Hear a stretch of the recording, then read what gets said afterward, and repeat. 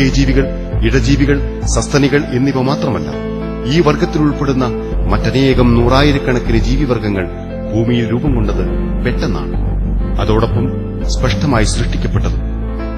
ഇവയ്ക്കിടയിൽ പരിണാമവാദികൾ സ്വപ്നം കണ്ട പോലെ ഒരു ഇടക്കാല ജീവിവർഗം പോലും ഉണ്ടായിരുന്നില്ല.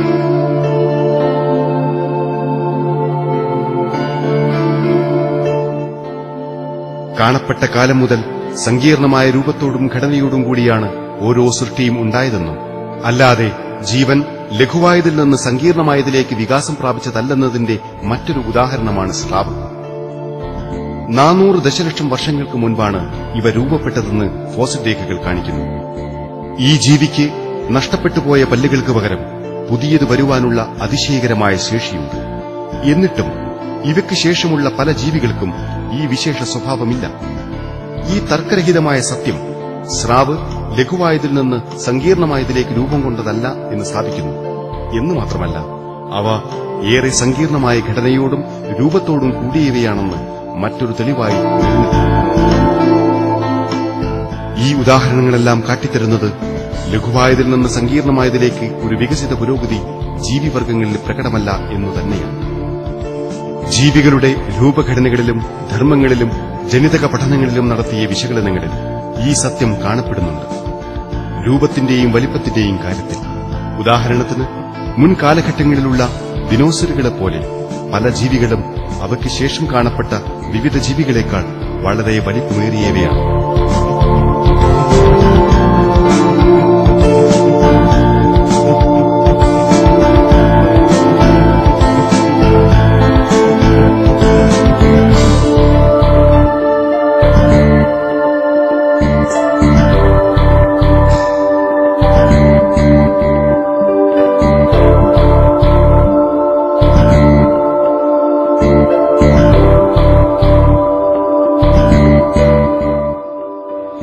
ഇതേ കാര്യങ്ങൾ ശരീരഭാഗങ്ങളുടെ ധർമ്മത്തിന്റെ കാര്യത്തിലും ദൃശ്യമാണ്. രൂപത്തിന്റെ കാര്യത്തിൽ ചെവി ലഘുവായതിൽ നിന്ന് സങ്കീർണമായതിലേക്കുള്ള വളർച്ച എന്ന ധാരണയെ തിരസ്കരിക്കുന്നു.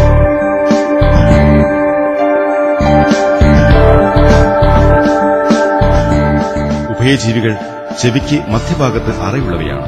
പക്ഷേ ഫോസിൽ രേഖകൾ അനുസരിച്ച് ഇവയ്ക്ക് ശേഷം രൂപം കൊണ്ട ഇഴജീവികൾക്ക് ലഘുവായതും ആന്തരികമായി അറയില്ലാതെ ഒരു ചെറിയ എല്ലിൻ കഷ്ണം മാത്രം അടങ്ങുന്നതുമായ ഒരു കേൾവിഘടനയാണുള്ളത്. ജനിതക ഗവേഷണങ്ങളും എത്തിച്ചേരുന്നത് ഇതേ ഫലത്തിലാണ്. പഠനങ്ങൾ തെളിയിക്കുന്നത് ജീവികളിലെ ക്രോമസോം എണ്ണത്തിന്റെ ക്രമം അവയുടെ സങ്കീർണത മനസ്സിലാക്കാൻ പര്യാപ്തമല്ല എന്നാണ്. ഉദാഹരണത്തിന്, മനുഷ്യർക്ക് 46 ക്രോമസോമുകളും പ്രത്യേകതരം ഞണ്ടുകൾക്ക് ഇത് 6 മാത്രമാണ്. പക്ഷേ റേഡിയോലോറിയ എന്ന സൂക്ഷ്മജീവിക്ക് ഇത് 800 ആണ്.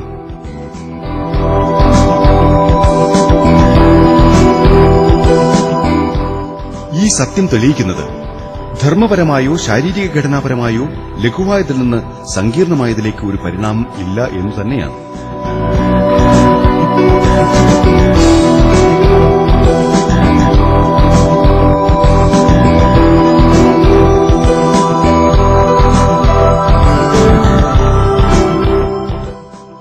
മാർക്ക് സാർണക്കി എന്ന പരിണാമ ഫോസിൽ ശാസ്ത്രജ്ഞൻ ഇത് സമ്മതിക്കുന്നു.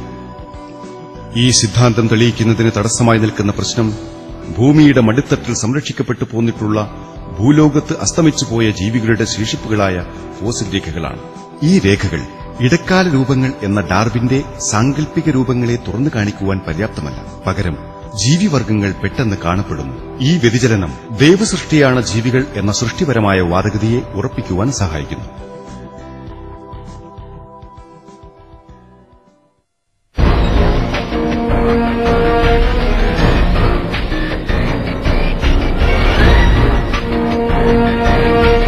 ജീവനുള്ള ഫോസിലുകൾ, സൃഷ്ടിപ്പിന്റെ തെളിവ്.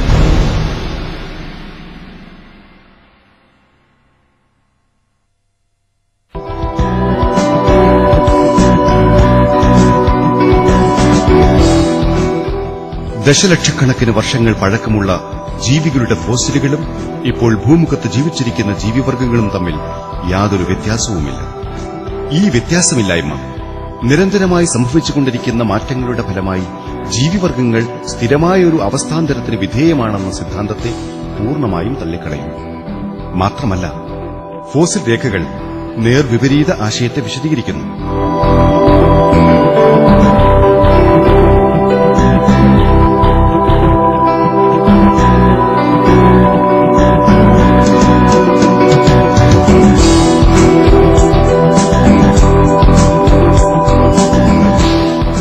ഭൂമിയിൽ ആദ്യം സൃഷ്ടിക്കപ്പെട്ട മീനുകളും ഇഴജീവികളും സസ്തനികളും ഇപ്പോഴുള്ള മീനുകളും ഇഴജീവികളും സസ്തനികളും തമ്മിൽ യാതൊരു വ്യത്യാസവുമില്ല. ചില ജീവിവർഗങ്ങൾക്ക് വംശനാശം വന്നിട്ടുണ്ടെങ്കിലും ഒരു ജീവിവർഗം മറ്റൊന്നായി രൂപം മാറിയിട്ടില്ല. ഇത് ജീവികളെ ദൈവം സൃഷ്ടിച്ചതാണെന്നും അവ സൃഷ്ടിക്ക് ശേഷം യാതൊരു പരിണാമത്തിനും വിധേയമായിട്ടില്ലെന്നുമുള്ള സത്യത്തെ വിശദമാക്കുന്നു. നമുക്ക് ഇതിന് ചില ഉദാഹരണങ്ങൾ പറയാം. 100 ദശലക്ഷം വർഷങ്ങൾ പഴക്കമുള്ള പശയിൽ പൊതിഞ്ഞ എറുമ്പിന്റെ ഫോസിലുകൾക്കും ഇന്ന് കാണുന്ന എറുമ്പുകൾക്കും വ്യത്യാസമില്ല. ട്രൈപ്പോസ് കാൻക്രിഫോമിസ് എന്ന് ശാസ്ത്രീയമായി നാമകരണം ചെയ്തിട്ടുള്ള ചെമ്മീൻ പോലുള്ള ജീവികൾ 300 ദശലക്ഷം വർഷങ്ങളായി മാറ്റമില്ലാതെ തുടരുന്നു. 400 ദശലക്ഷം വർഷങ്ങൾ പഴക്കമുള്ള നക്ഷത്ര മത്സ്യത്തിന് ഇന്ന് കാണുന്നതിനോട് രൂപഘടനയിൽ വ്യത്യാസമില്ല.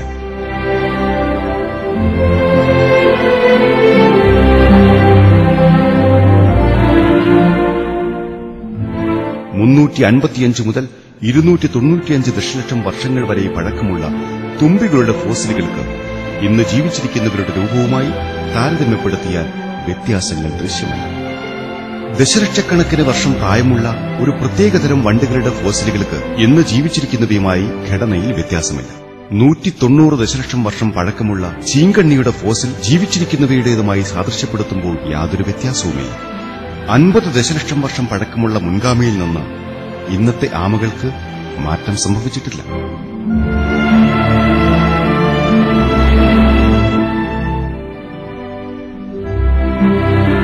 ചെമ്മീൻ പോലുള്ള ജീവികൾക്ക് 195 ദശലക്ഷം വർഷം പഴക്കമുള്ള അവയുടെ ഫോസിലുകളുമായി വ്യത്യാസം കാണപ്പെടുന്നില്ല. സസ്യങ്ങളുടെ പരിണാമം എന്ന സിദ്ധാന്തം ഒരു മിത്തല്ലാതെ മറ്റൊന്നല്ല. സ്ക്രീനിൽ കാണുന്നത് എയ്സർ മോൺസ് സ്പെസുലിനം എന്ന ശാസ്ത്രീയ നാമമുള്ള സസ്യവും അതിന്റെ 30 ദശലക്ഷം വർഷം പഴക്കമുള്ള ഫോസിലുമാണ്.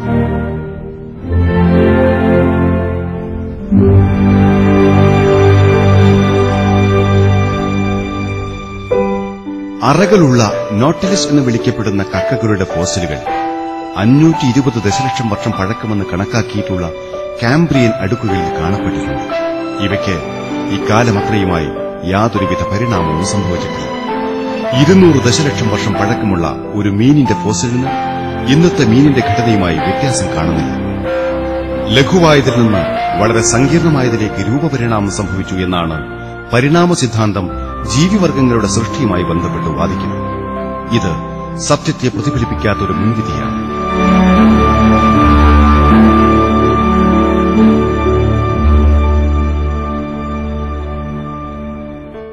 എത്രമാത്രം അയഥാർത്ഥമാണ് ഈ വസ്തുതകളെന്ന് മനസ്സിലാക്കാൻ ലഘുവായതിൽ നിന്ന് സങ്കീർണമായതിലേക്ക് പരിണമിച്ചതാണെന്ന് പരിണാമവാദികൾ അവകാശപ്പെടുന്ന ഒരു ജീവിയായ മീനിനെ പരിഗണിക്കാം. ഏതുതരം മീനിനെ നിരീക്ഷിച്ചാലും നീന്തുന്നതിനുവേണ്ടി മീനുകൾക്ക് വാലുകൾ ഇളക്കേണ്ടതുണ്ടെന്ന് നമുക്ക് കാണാം.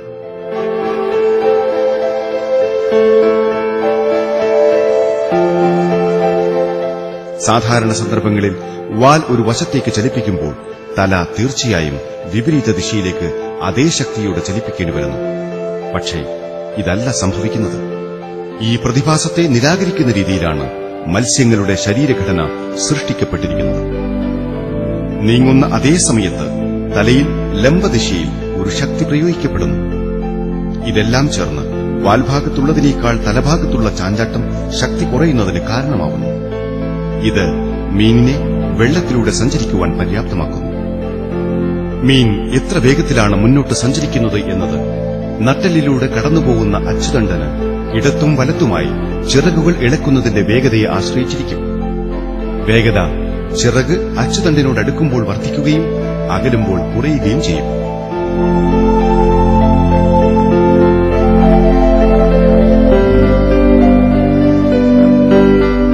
പരമാവധി കാര്യക്ഷമമായ ഒരു സമ്പ്രദായം. ഈ സമ്പ്രദായം എത്രമാത്രം കാര്യക്ഷമമാണ്. നിരീക്ഷണങ്ങൾ വെളിവാക്കുന്നത് നിശ്ചലമായി വെള്ളത്തിൽ കിടക്കുന്ന മീനിനെ ഭയപ്പെടുത്തിയാൽ അതിന് പെട്ടെന്ന് വളരെ വേഗത്തിൽ സഞ്ചരിക്കുവാൻ കഴിയും.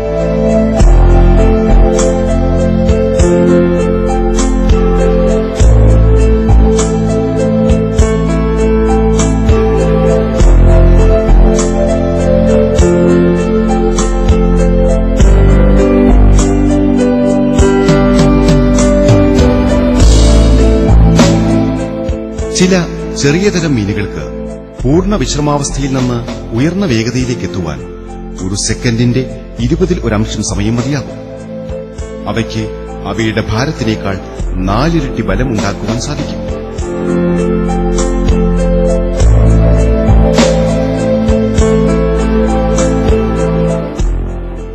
നാം ഒഴിവാക്കുവാൻ പാടില്ലാത്ത മറ്റൊരു വസ്തുതയുണ്ട്.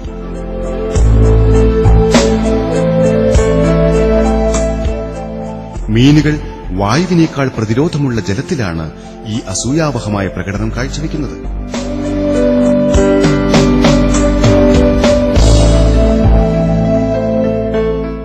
ചില ഇനം മീനുകൾ ജലത്തിന്റെ ഒഴുക്കിനെതിരെയും ഈ കഴിവ് പ്രകടിപ്പിക്കുന്നു.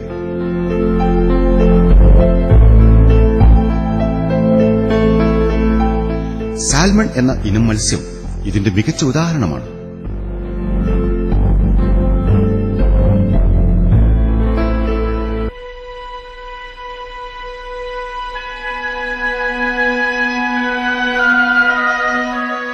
കടലിലെത്തുന്ന സാൽമൺ മത്സ്യത്തിന് മുട്ടയിടുന്നതിനു വേണ്ടി നദിയുടെ ഭാഗത്ത് എത്തിച്ചേരേണ്ടതുണ്ട്. ഇതിനുവേണ്ടി അവയ്ക്ക് ധാരാളമായി വെള്ളത്തിന്റെ ഒഴുക്കിനെതിരെ നീന്തേണ്ടി വരുന്നു. എതിരെയുള്ള വെള്ളച്ചാട്ടങ്ങൾക്കെതിരെ നീന്തേണ്ടി വരുന്ന ഇവയ്ക്ക് വെള്ളത്തിന്റെ 4 മീറ്റർ വരെ മുന്നോട്ടും 2 മീറ്റർ വരെ ഉയരെയും ചാടേണ്ടി വരും. ഈ ചാട്ടങ്ങൾക്കിടയിൽ അവ മണിക്കൂറിൽ 24 കിലോമീറ്റർ വേഗത്തിൽ വരെ ഒഴുകുന്ന വെള്ളത്തെ പിന്തള്ളേണ്ടി വരുന്നു.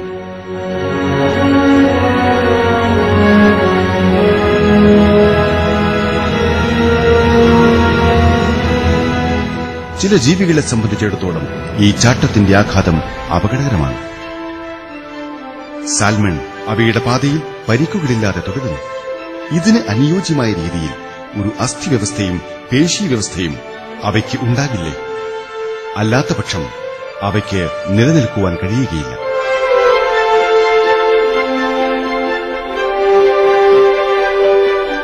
എങ്ങനെയാണ് മീനുകൾക്ക് എല്ലാ ദിശയിലും നീന്താനാവുന്നത്? മീനുകൾ മുമ്പോട്ട് മാത്രമല്ല നീങ്ങുന്നതെന്ന് നമുക്കറിയാം. ജലത്തിന് മുകളിലോട്ടും താഴോട്ടും നീന്താതെ അവയ്ക്ക് നിലനിൽപ്പില്ല. ഇത് അവ പരിഹരിക്കുന്നത് അവയ്ക്ക് ദൈവം നൽകിയ മറ്റൊരു പ്രത്യേക ശരീരഘടന കൊണ്ടാണ്. അടിത്തട്ടുവരെ മുങ്ങാനും ജലനിരപ്പ് വരെ ഉയരാനും അവയെ പ്രാപ്തമാക്കും.